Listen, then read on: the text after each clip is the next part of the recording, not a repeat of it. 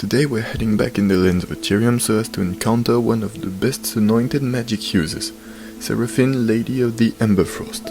I'm beginning with her base that I cover in small clay balls that get smooshed in place.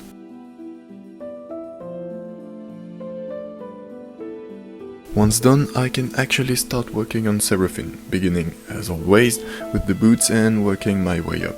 They're made of a small worm of clay I flatten on one side, before putting a flat sheet of clay underneath, so as to put a few details on the soles.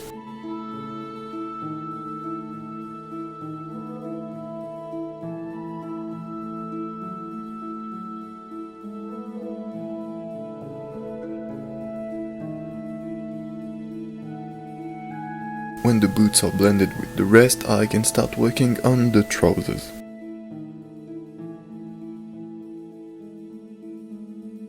And obviously, she's gonna need some powerful chicks so as to wield two swords.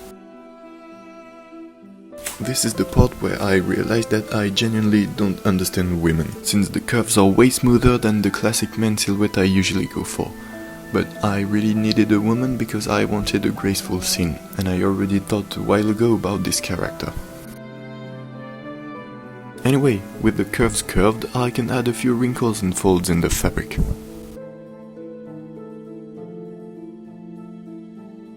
Once done, I submerge Seraphine in a sea of IPA, and using this scrap piece of fabric, I fashioned a soft surface finish full of subtle fabric texture.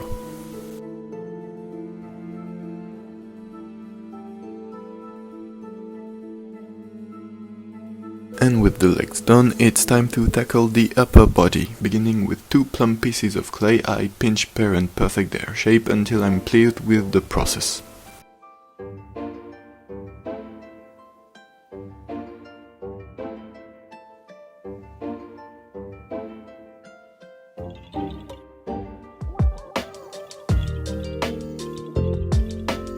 And she now needs a pair of hands that I made by smooshing small lumps of clay and shaping them around a piece of wire before cutting the individual fingers.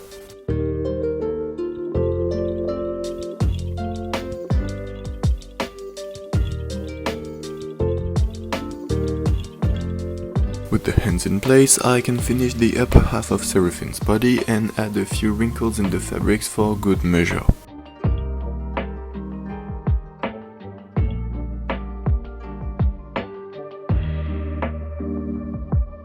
After that, it was time to give details to an otherwise boring model. I began with a few simple leather belts, simple except for the knot I struggled a bit to make.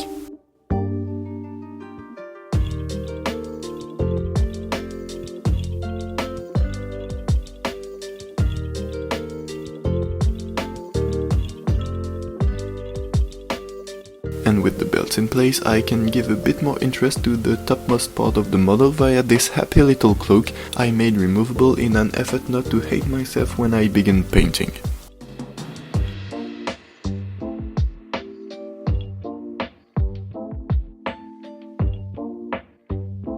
Once baked, I can add a chubby lump of clay that's gonna act as the hood.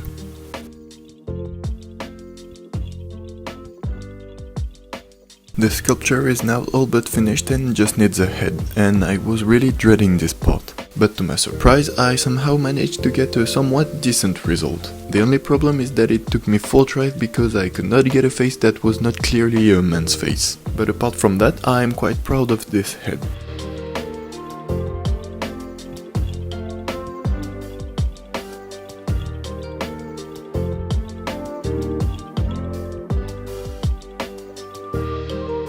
And this lonely little bald head longed for luscious locks which I layered from long lumps of clay lovingly linked together. Once done, a stiff brush dipped in IPA will give texture to the hair, and we can move on to the painting and dive in the lore. Born beneath an ill-starred firmament, where flame did score the frost, Seraphine was marked from her first breath as one accursed and exalted alike. In her veins flowed the eldritch art of old, the ravening blaze that consumeth all, and the bitter cold that stilleth life itself. Twin powers, never meant to abide within a single soul. Yet, abide they did, clad in argent plate, wrought with sigils of cinder and rime. She strode the fields of war as a living calamity. The flames she conjured did reduce hosts to ash, whilst her frost sealed the proud and mighty within sepulchres of crystal and eternal silence. Thus was she named Lady of the Emberfrost, though many, in fearful whispers, spake instead of the forsaken flame-bearer. But renown held little sway over her heart, for in the uttermost reaches of north, where sunlight waneth and ancient snows lie undisturbed, there spread a fell corruption. Hamlet by Hamlet, the land did wither. Flesh blackened, minds unravelled, men became wretched things, bereft of reason and consumed by a ceaseless hunger. The learned deemed it plague. Seraphine knew it for aught far older. An evil buried in elder ages, sealed beneath ice-air kingdom rose and crumbled into dust. And so she departed alone, forsaking court and kin alike, across frozen moors, through woods where no bird sang, and unto ruins whose name had long since faded from mortal remembrance.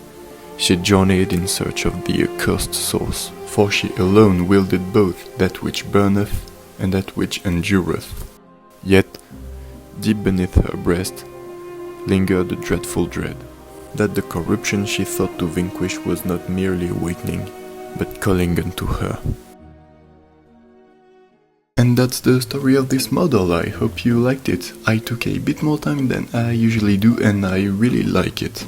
Anyway, I painted the shirt, trousers and boots, and now I work on the belt that got that sweet leather brown with a few highlights in more yellow brown.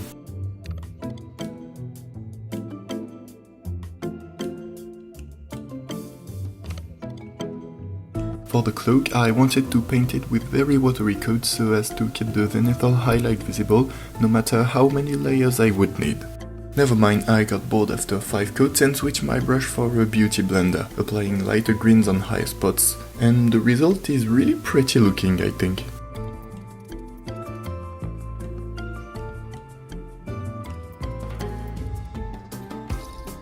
Her weapons were next, and I only have footage of me painting this katana, so stay until the end to see the other weapon, I guess.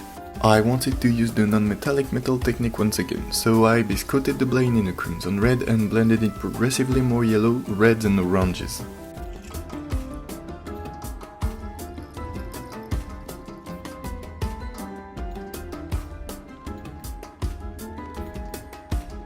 Once done, I repainted the rock with black and progressively lighter grease dry brush, and then proceeded to make the snow, for which I mixed too much Mod Podge with not enough baking soda.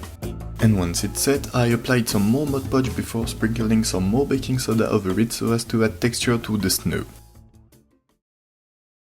And last but not least, I wanted to try the object source lighting technique once again, but this time with a beauty blender. I did not go as heavily as the last time, but it's still a bit too much, I think, and the transitions aren't smooth enough. But anyway, with that, we're all set to admire this small craft.